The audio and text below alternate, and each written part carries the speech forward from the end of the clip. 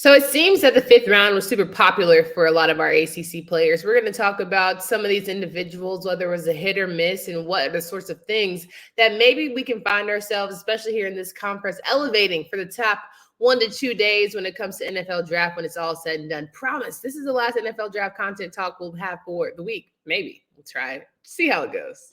You are Locked On ACC, your daily podcast on the Atlantic Coast Conference. Part of the Locked On Podcast Network, your team every day.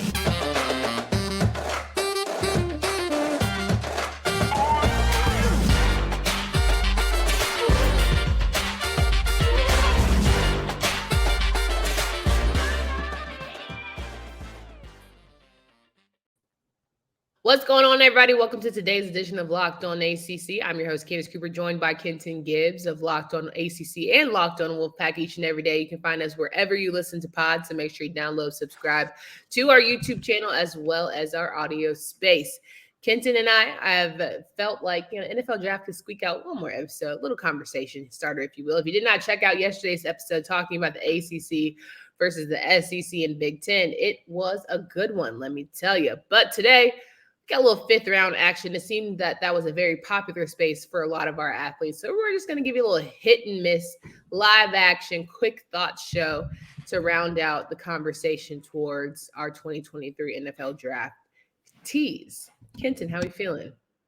I'm feeling great. I'm ready to go. The fifth round in particular saw, I want to say, what was it, 9 or 10 guys get drafted. And, there was it's players headed all over the place, but it's always good to see this many guys get drafted, this many guys get to accomplish their goal and their dream of hearing their name called, even if it isn't on day one, even if it is on the back half of the draft, doesn't matter. All that matters is that they're getting the opportunity.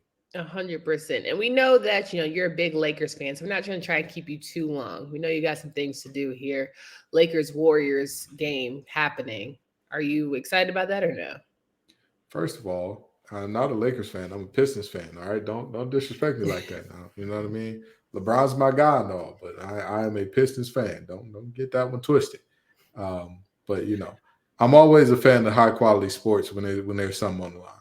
LeBron versus Stephen seems like must see TV. Yeah, for sure. Early predictions. Both guys probably would have gone to ACC basketball schools had they, gone that route. Would they? I think so. In today's NIL, Stephen would definitely be like a Caitlin Clark-esque. I mean, I don't know. LeBron has a lot of love for Cleveland and Ohio and whatnot. So he would have played basketball at Ohio State. I highly doubt that he would leave the Buckeyes. I highly doubt it. I'm pretty sure that grown man would have played for Coach K and played at Duke. Yeah, well, if Ips was fifth, we'd all be drunk. And yet here we are, sitting very sober. So. I don't know. I've had a couple tequila shots tonight, so watch back. Everything can be said Cinco here de on Mayo the show. started early. Love okay, Cinco de Drinko. But first, we're going to talk about round 5. Speaking of a Cinco, Big Cinco is where we saw a lot of our NFL draft guys heading to hear their name called and play on Sundays. I want to get quick hit thoughts from our man Kenton Gibbs here because I personally feel like every single ACC coach called up after the 4th round, like, what y'all doing? Stop playing with our guys. Stop playing on our top and stop acting like we don't have quality players. Because sure, it wasn't soon before long that damn near everyone from the ACC got one guy out of the 5th round. I mean, it doesn't matter how many calls folks put in. Your players are who they are. And these teams so you don't think people putting in calls? Oh, I'm sure they do, but it doesn't matter. At the end of the day, when you're talking about the NFL, every coach, I'm sure, is calling all the NFL. Oh, this guy's great. He's wonderful. He's a good dude. He's the kind you want to date your daughter. He's a hard worker. He's everything. No matter. Why is it always the I want to date the daughter thing? It's just so weird. It's a very interesting. It's a very interesting character thing that I mean, hey, it's very interesting. I agree. I don't know if I would say the guy that you want to date your daughter necessarily, but that's I get it. It's a long-standing phrase. So yeah. Well, let's talk about Big Cinco here. Yasir Abdullah out of Louisville. Now, had Louisville had a better season, would Yasir have gone a little bit higher? I highly doubt it. I highly doubt it because at the end of the day, when you look at draft picks and whatnot, it's not really about how their team did. It's about who they are, right? Mm-hmm. For example, if we look at another Louisville guy, did Louisville have a great season when Lamar entered the draft? Not No. really. And Mm-hmm. yet he was still one of the first 32 off the board. That's just the reality, right? Winning always helps, yes, per se. Like, yes, winning does help move your guys up because it's a winning pedigree thing. But at the end of the day, it's about who you are as an individual because there are some players from some programs that are like, oh, y'all had a real tough one last year, didn't you? And they went much higher than this. 100%. I mean, Yaya Diaby win the third round out of Louisville. He's going to the Bucks. Yasir is going to the Jacksonville Jaguars. And then it was Clemson that had three guys come out of the fifth round: KJ Henry, Jordan McFadden, and Davis Allen. KJ Henry, I was a bit surprised at the fifth round because of just who Clemson is, and I feel like who this young man was, on paper supposed to be during his time with the Tigers. But we talked a little bit before the show. You felt a little bit otherwise. I mean, he lacks the prototypical size and didn't have the production. So those are the big things that you look at there. At the end of the day, regardless of how highly touted you were, or regardless of the flashes that you showed, the tape is the tape. That's your resume. That's what these teams are looking at, saying, like, do we need to pick this guy up or not? And I mean, his tape was good enough to get him drafted in the fifth round, which is still an accomplishment. It just wasn't good enough to bolster him into one of those higher slots. And again, this is a guy that is, a little on the small side to be a defensive end or rush or edge rusher, whatever they would like to call outside linebackers these days. I'm wondering if getting lost in the sauce because everybody on your defensive squad is a beast, that can sometimes happen in terms of production, right? Because you're so used to everyone just being a complete dog that sometimes in the mix of it, you're not as much of a standout. So here's the very interesting thing about that. I think that it often works in the inverse. And what do I mean by that? So if you're playing next to Brian Bresee and Miles Murphy, let's do some basic schematics, okay? If you're an offense, let's say that there are 4 players that you have to block on this passing play, okay? 2 of them are game wreckers. You know for a fact that if you leave either one of them one-on-one, your quarterback has at tops 2.5 seconds to get rid of the ball. Are you going to double them? Or are you going to double team the guy that's like, he's pretty good. He might get home. He might not. Who knows? So with that being said, the guys, normally the way it works out is the better players kind of free up the lesser players to get in, to look better than what they are per se. It just, again, he just never really put it together in a meaningful way in terms of pass rushing. I definitely understand and can hear you on that one. Jordan McFadden, I think, sort of had this certain narrative of being dominant, but when it came to just you look at troubles of Big Stinko, literally, DJ Uiagalelei, and the fact that consistency, it wasn't quite there for him in the offensive line for Clemson as a whole. Yeah, they were up, they were down. It's Jordan McFadden kind of falls into that category as well because it wasn't like the offensive line was up and down except him. No, he fell in that category too. He was up and down. He had times where he was dominant, had times where he struggled mightily. So, at the end of the day, he has his opportunity. He's on a roster. And besides, we've seen late round guards do really good things in the past.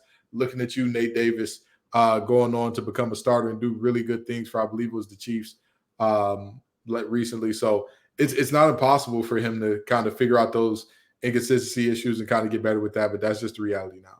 And then finally, Davis Allen, the Clemson guy out of the fifth round, tight end. Thoughts on him and how he'll deliver for our good friends in Los Angeles? Is he very fast? No. Is he an amazing route runner? No. But when that ball is in the air, oh, baby, he is something special. And I'll tell you what, for all the flack that Clemson's offensive coordinators caught and all the flack that their play callers have caught recently, he was wide open a lot. He was wide open a lot, which says either their play callers were doing something amazing or he does have a better sense of finding open space than anybody's really giving him credit for. So, this is a guy that when you combine what he can do when the ball is in the air on top of his ability to be good as a blocker, especially with today's tight ends where you rarely see guys who can put their hand in the dirt and do good things. When you see him in that type of situation, I mean, hey, you're getting a real good one here in the 5th round. 100% agree. And I think that ultimately, you got Cooper Kupp in there and you got the other boy who's really good, the Caucasian brethren. What's his name out of the Rams? Cooper Kupp. Not Cooper and Skronik. Brown hair. Matt Stafford? No, not the quarterback. He's not Tyler Higbee. Yes. There we go. Well, if you have 2 really fast guys, maybe you don't have to be the 3rd fastest, I mean, I wouldn't say Higbee's the fastest, but I get you. So do you think Davis is faster than Higbee? That's tough. I would say possibly. I don't want to. I'd say probably yes because he's younger, fresher legs. I give the matchup. Higbee used to be able to move at a high level, but taking all those hits and all that time, it kind of the high clipping. Yeah, it slows down on you a little bit. You know what I mean? It's just not what it used to be. Looking for a delicious snack, but don't want all the sugar and calories, and you need to buy the best tasting protein bar ever, which is Built. You simply have to try the healthy and amazingly tasting protein bar. What makes Built bars so good? Well, for starters, they are covered in 100% real dark chocolate. That's right, real dark chocolate, and they come in unbelievable flavors like churro, peanut butter brownie, and cookies and cream. And now you don't need to wait to get a box. For years, we've been talking about ordering Built bars at Built.com, but now you can get them at your local Walmart or Sam's Club, while you can still get your specialty flavors at Built.com. Go to Sam's Club, run in and grab a 13-bar box of hit flavors, brownie, batter, puff, or churro puff. Or you can go to Walmart Pharmacy today and get a 4-bar box of cookies and cream, double chocolate bar, or coconut puff. So Sam's, Walmart, Built.com, get yourself together, get the best protein bar ever. We're rocking and rolling, talking with Kenton Gibbs. We're talking about NFL draft. 5th rounders seem to be the wave for the ACC. So we're just going to give our hottest takes, right? We talked about the 1st round. We talked about some of the surprises that we've seen. We talked about some guys getting undrafted. This will be our last conversation around the draft. But the 5th round seemed to be kind of the sweet spot for the ACC, and argue about whether or not that is just the testament to how, agents and all the things or teams and organizations feel about the ACC and their respective programs. One person who gets to stay home, though, Izzy. We've always said free our boy Izzy Abenakanda. He is going to the New York Jets. If you've seen the lovely videos of his family being super excited about it because he'll be right there in his backyard, it is what it is. Interesting that the Jets selected him considering they have Michael Carter in that backfield. And I think they're pretty much, with the addition of Aaron Rodgers, a real playoff contending team. I mean, you can never have enough good running backs in today's game. No, you never can. I mean, you look at some of the best teams and what they've done well.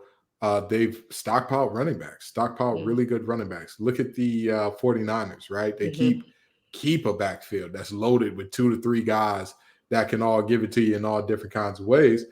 And the Jets have that same thing going with Breece Hall, Michael Carter, and Bam Knight, and now adding in Izzy. You have a ton of really good talent in that backfield. And I think that Izzy is a guy that he has the potential to be dynamic. He has the potential to be a game breaker and all that.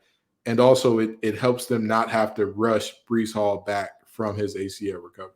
That's very true. I think 3 backs is strong, and then 4 backs will be even better. And of course, maybe it gives Izzy an opportunity to be on that practice squad and learn a little bit. But I think he's definitely a contender being in the mix as soon as he gets to camp and he shows off all of his skill set. Talking more about some of the guys drafted in the 5th round here for the NFL draft. Jamie Robinson, he's going to play with J.C. Horn, former South Carolina friend, now Florida State guy, going to the Carolina Panthers. I think that's a great addition for, Panthers who honestly just need some consistency and flow, right? Need a couple guys who are, excited and available and understand each other's rhythm and pace. I mean, at the end of the day, this is a situation where Jamie Robinson was a ball player for Florida State last year. He was one of the cornerstones of that defense last year. He was a guy that was constantly around the ball, constantly making plays. And so you're not surprised to see a team like the Panthers, to where you have needs everywhere, draft a guy like him who has some versatility. He can play a couple different positions. He can play in the box. He can play high. He can play wherever you need him to. So he's a good fit for pretty much any scheme wherever he goes. LeBron James. I don't know why that stuck in my head, but I just had to say it because I'm thinking about the Lakers and Warriors game that's happening right now. Sebastian Dennis, linebacker out of Pitt, smaller size, but certainly can be a big impact. We know that Devin, I see his last name in front of my face, requested a trade out of Tampa Bay Bucks. So will it be a rebuilding year for the Buccaneers? Devin White, that is, requested a trade. And we know that Shaquille Bear is going through some things personally, but what do we feel like Servassier can bring to any program and organization that he's with now, especially in Tampa Bay? He was a first-team All-ACC guy for a reason. This is a guy that I talked about Robinson being always around the ball. Servassier Dennis is no different. He's a guy that when he's on that field, that motor is running, and it's running hot. He's going to be in the area of the ball every single play darn near.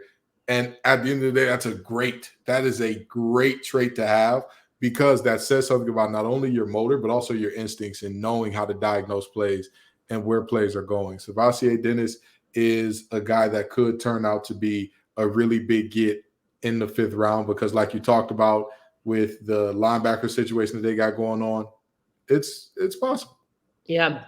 Dontavion Wicks, a wide receiver out of Virginia, going to the Green Bay Packers, a team that, ironically enough, was in desperate need of some good, strong wide receivers, according to Aaron Rodgers, of course.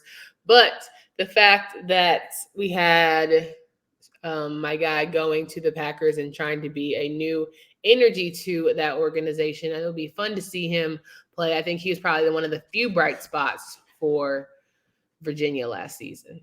Absolutely. And this is what I talked about in terms of it doesn't matter what type of season you have, because, again, even before everything that had occurred off the field, Virginia's season was a train wreck. It was a nightmare.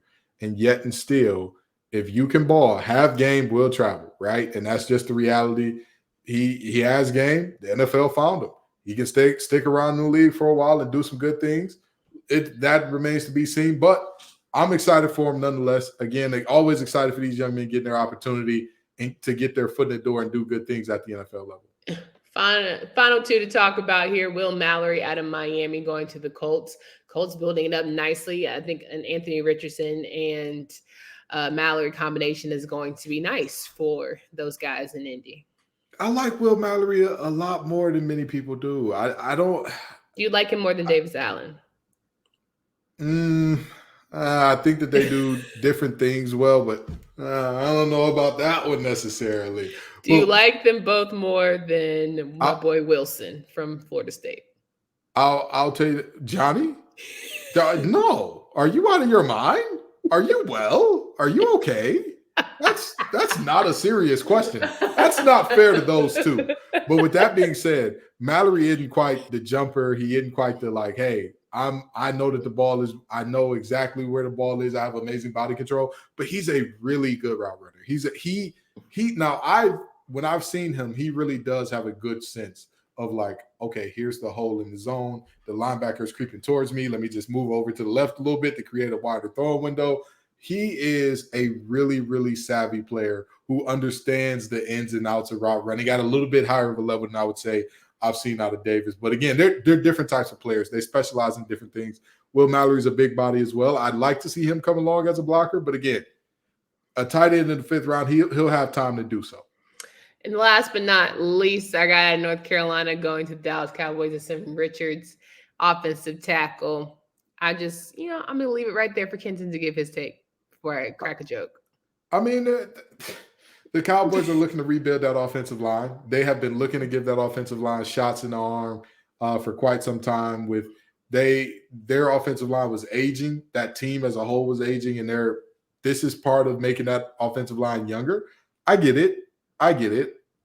There are some concerns in terms say it loud and proud with your whole chest. In terms of his ability to get guys up out the paint in terms of run blocking, there are some concerns there. And the hand placement at times can get like really nasty, like very low and late hands, which are that's probably the worst type of hands to have. But more power to him. More power to him. I always say you're a brave mother lover if you take anybody off the offensive line from North Carolina.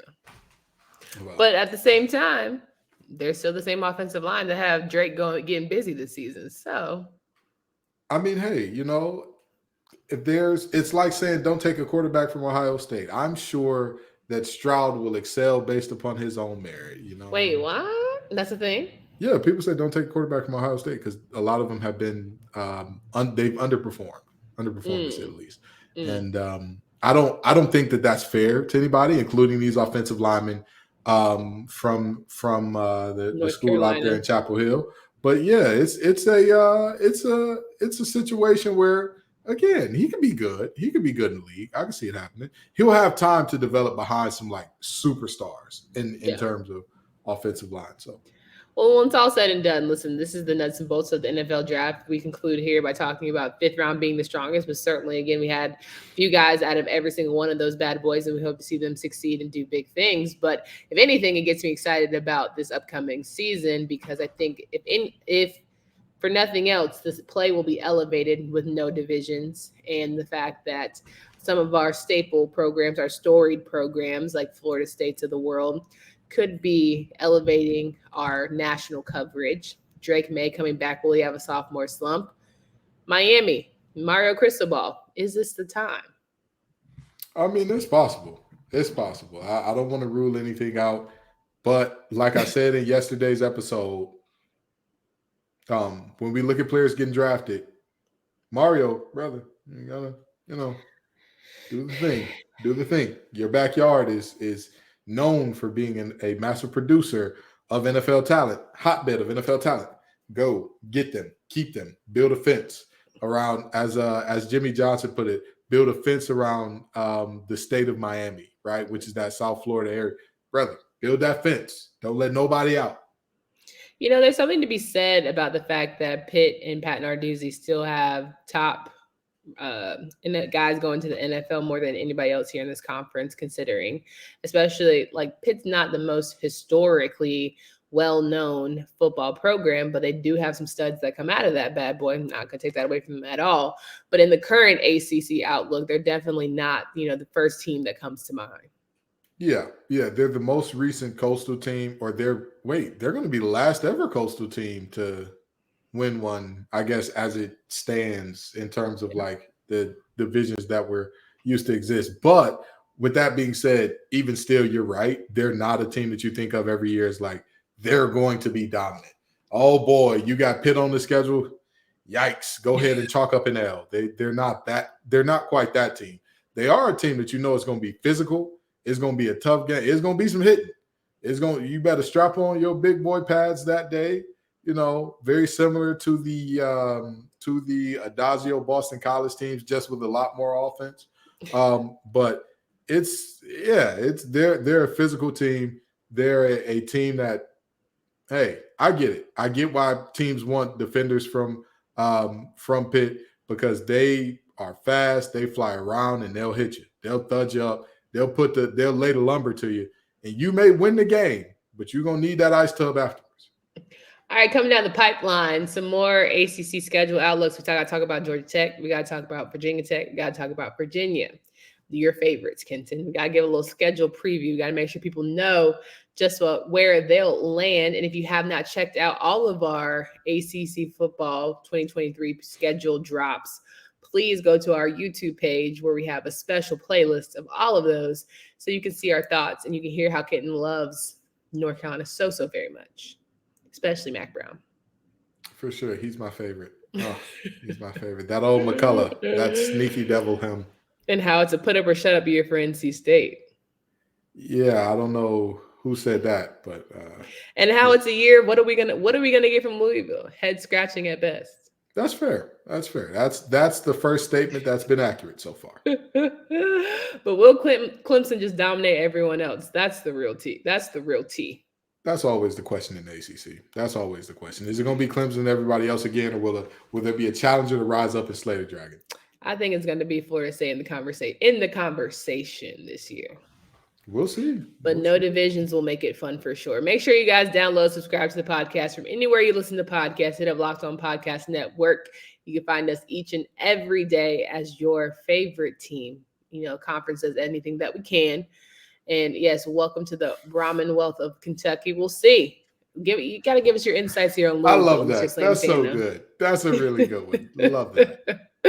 But make sure you guys check us out, review the episodes, let us know your thoughts, share it with your friends. We always use more followers, subscribers, and all the things. Appreciate the time as always for Candace Cooper and Kenton Gibbs. Until next time.